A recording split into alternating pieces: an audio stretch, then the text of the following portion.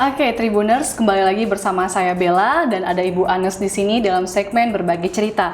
Oke, tadi Ibu di segmen sebelumnya kita sempat kasih teaser sedikit nih, ada mini riset yang dilakukan Ibu mungkin bersama teman-teman. Mungkin bisa Ibu ceritakan sedikit? Sendiri aja sih, cuman saya penasaran terhadap kondisi ini karena beberapa ada yang memang terbantu, ada beberapa sih yang memang merasa terbantu. Ini riset secara kecil aja, jadi cuma dari wawancara, observasi secara kecil aja juga, observasi dan dokumentasi dari dokumentasi yang saya lihat. Kemudian untuk survei ini memang sebagian besar kalau learning from home itu yang repot ibu ya. Jadi memang yang paling repot itu ibu, baik dia tadi saya sebutnya baik dia sebagai ibu rumah tangga yang memang ibu rumah tangga, ada yang ibu plus dia ibu pekerja yang dia memang harus menyelesaikan work from home. Dan juga harus mendampingi anaknya, kemudian yaitu guru. Ada yang dia harus mengajar anak orang lain, sementara dia juga harus mendampingi anaknya belajar. Memang sebagian besar itu malah merasa terbantu sih dengan dengan learning from home karena anak-anak tetap bisa belajar walaupun tidak bertatap muka di kelas. Itu sebagian memang menjawab seperti itu. Tapi ya kembali lagi ada banyak juga beberapa persennya itu capek atau lelah dengan kondisi ini. Memang di awal mereka seneng dulu ya karena mereka memang belajar teknologi. Oh ini ternyata bisa mengirim tugas pakai Google Classroom misalnya kan ibu-ibu akhirnya harus belajar tentang itu. Tapi lama-lama ini akhirnya mereka juga capek, jenuh, anak-anak juga sudah merasa lama-lama bosan. Nah itu akhirnya jadi pertama senang kemudian lama-lama capek atau jenuh. Kemudian ada juga yang ternyata banyak kendalanya itu yaitu jaringan. Kadang jaringan sedang belajar tiba-tiba jaringan sering hilang, kemudian ada lagi, kemudian kuota yang cepat habis. Nah itu juga kendala-kendala yang dihadapi sama orang tua, sama ibu ya pada biasanya kebanyakan yang repot di sini ibu. Ibu betul. Itu salah satu kendalanya itu ketika ibu dengan banyak anak dengan jenjang pendidikan yang berbeda-beda. Ada anak bayi mungkin yang harus diasuh setiap hari, sementara ada kakaknya yang minta diajarin, kakaknya lagi minta ada praktek ini, ada praktek ini mah dari sekolah yang harus nah itu ibu-ibu akhirnya merasa kerepotan dengan learning from home ini. Dan kalau untuk kebosanan yang pasti yang paling bosan itu untuk anak-anak usia dini itu ya 0 sampai 6 tahun itu pasti setiap hari nanyain, "Ma kapan sekolah? Ma kok gini terus sih?" Nah itu. Akhirnya bagaimana sih? Akhirnya saya juga di dalam survei itu apa sih solusinya kalau ketika anak-anak merasa jenuh gitu? Kan nggak mungkin ibunya jenuh, anak jenuh akhirnya rumahnya nggak enak banget kan? Sementara keluar rumah nggak boleh yaitu. Akhirnya beberapa ibu berusaha melibatkan anak di kegiatan mereka sehari-hari. Misalnya mengajak mereka masak, mereka bantu ngaduk kue misalnya. Nah itu akhirnya anak-anak nggak merasa, mereka belajar juga kan sebenarnya, tapi dia nggak merasa belajar itu learning at home-nya di situ. Jadi akhirnya dilibatkan anak-anak di kegiatan sehari-hari ibu. Belajar menjemur sambil menghitung misalnya berapa yang warnanya merah. Jadi anak-anak itu kejenuhan mereka lama-lama juga akan berkurang karena ibu juga melibatkan mereka di kegiatan sehari-hari. Kemudian kembali ke mainan tradisional akhirnya. Jadi mainan tradisional yang dulu nggak pernah dilirik, akhirnya dilirik.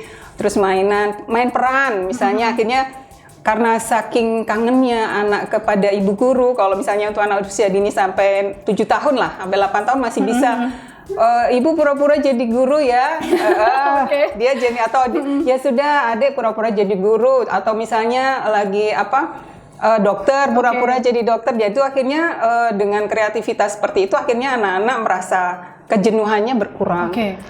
Jadi bisa dibilang pandemi ini mungkin ya memiliki sisi baik di mana yaitu inilah saat kita untuk mereset gitu ya, mereset sistem pendidikan kita gitu. Akhirnya kembali lagi bahwa pendidikan yang terpenting adalah dari keluarga.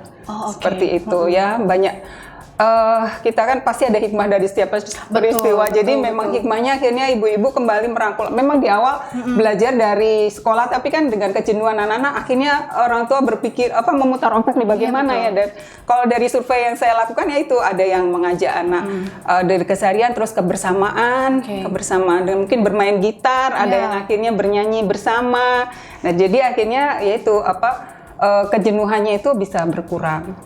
Bu, belajar itu kan, kalau menurut saya pribadi ya, belajar itu kan tergantung bagaimana karakter anak itu sendiri. Iya, betul. Berarti memang untuk saat ini orang tua sangat berperan ya, Bu, peran penting untuk memahami karakter anaknya dan bagaimana sistem belajar anak yang seharusnya diberikan seperti itu ya, Bu ya. Makanya kan orang tua kecuali sekarang belajar tentang teknologi, juga belajar tentang psikologi. Akhirnya orang tua akhirnya searching bagaimana sih menghadapi anak yang nggak mau ini, bagaimana sih menghadapi anak yang keras kepala misalnya. Nah itu akhirnya orang tua akhirnya memahami karakter masing-masing anak. Kalau menghadapi anak seperti ini, kalau ini harus seperti ini. Dan yang pasti berikan apresiasi apapun yang anak lakukan. Misalnya dia sudah selesai membereskan tempat tidur atau apa. Ya hebat. Nah itu anak-anak merasa sangat dihargai.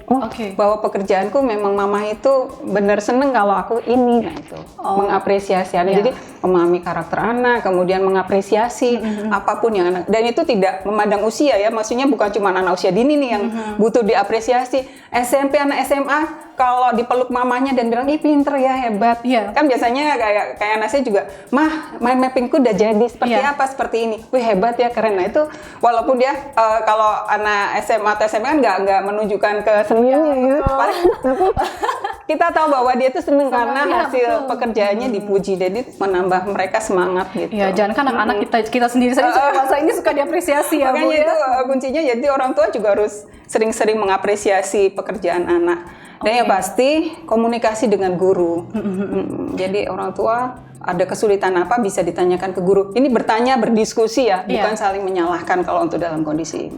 Saya tadi suka statement Ibu yang berkata bahwa memang ini adalah waktu yang tepat untuk kita memahami karakter anak gitu, karena kan kebanyakan orang tua kalau dalam kehidupan kita normal sebelum ini ya sudah anaknya hanya difasilitasi dapat sekolah yang bagus mungkin, diberikan uang jajan yang cukup segala macam, tapi mereka tidak memahami sebenarnya anak ini butuh apa. Tahu beres. Taunya beres udahlah gitu kan. Tahu hasil nggak peduli proses. Betul. Jadi dengan begini orang tua bisa menyadari, begini loh proses belajar anakku gitu ya. Memang ada hikmah di segala. Ada hikmah, cuman memang jadi kadang-kadang ibu-ibu itu cemburu karena anak-anak itu selalu membandingkan mamahnya dengan bu guru. Betul. Mama lo, bu guruku lo nggak kayak gitu. Mama lo galak banget misalnya kan kayak gitu. Padahal ibunya kadang-kadang sedih gitu. Aduh, dibandingin lagi sama bu guru gitu.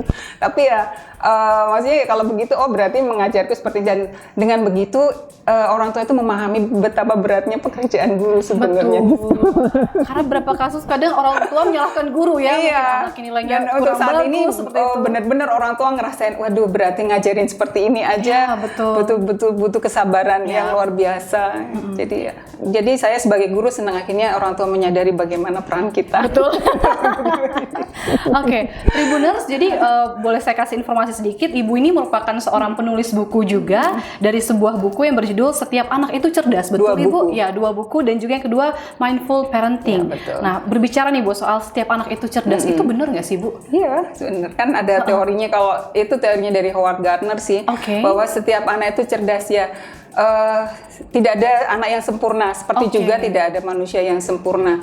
Seperti kalau dianalogikan, tidak mungkin menyuruh ikan itu memanjat misalnya, atau menyuruh monyet itu terbang. Karena masing-masing punya kecerdasan dan keunikan masing-masing, dan ya itu yang harus dipahami oleh setiap orang tua, setiap guru, bahwa setiap anak itu unik dan cerdas dengan keunikannya masing-masing. Dan itu yang harus dipahami oleh guru, dengan kecerdasannya yang berbeda, dengan gaya belajarnya yang berbeda. Nah itu yang memang harus dipahami. Jadi kalau kalau dianalogikan tumbuhan, jadi setiap anak itu adalah bibit yang unggul. Nggak ada yang bibit nggak unggul. Betul. Tapi bibit unggul itu akan bisa tumbuh bagus kalau diapain? Dirawat, disiram, kena sinar matahari. Nah, bagaimana dia bisa menjadi tanaman yang bagus?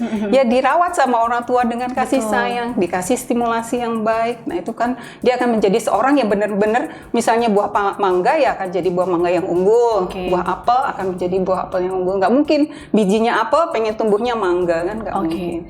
Kecuali ada lagunya buah apa itu, berdaun sirih. Buah semangka berdaun sirih. Oke, Bu. Kita kan sekarang melihat, kalau yang bisa kita lihat ya sebenarnya, kalau misalnya learning from home ini diaplikasikan dengan baik, sebenarnya efektif juga ya, Bu ya.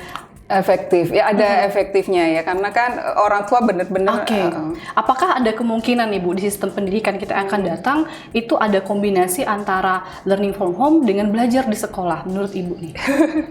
Memang sih teknologi itu bisa membantu, tapi kalau menurut saya teknologi itu tidak bisa menggantikan guru sebenarnya. Betul. Jadi kayak learning from home, tapi sebenarnya tetap kehadiran seorang guru itu benar-benar dibutuhkan oleh murid-murid. Bagaimana cara guru menatap, bagaimana cara guru menasehati, menyentuh mereka dengan dengan kasih sayang guru, itu hal-hal yang memang nggak bisa digantikan oleh teknologi. Jadi insya Allah sih saya berdoa mudah-mudahan ini segera berakhir dan normal kembali, di mana anak-anak dengan cerianya bisa belajar di sekolah, karena sebenarnya anak-anak itu kangen dengan suasana sekolah. Mungkin materi yang didapatkannya sama, tapi suasananya yang berbeda. Betul. Jadi kadang-kadang aku kangen bu guru, padahal hari-hari kalau ada bu guru juga dia tapi begitu lama nggak ketemu, bukan cuma kangen guru, kayaknya kangen kelasnya, kangen cerianya teman-temannya, kangen kantinnya mungkin. Nah, itu yang sesuatu yang tidak ada di learning from home. Jadi Ibu namanya juga manusia ya. Kalau dikasih ini minta ini, dikasih ini minta ini gitu kan. Jadi Tribuners ada kisah ya berapa waktu yang lalu di mana seorang anak ini kemudian akhirnya menangis merindukan guru dan teman sekolahnya, di mana mungkin ketika kehidupan normal seperti biasanya justru dia merindukan rumah gitu ya, malas ke sekolah. Nah, Tribuners sebentar lagi kita akan membahas kisah ini, tetap di tempat dan jangan kemana-mana.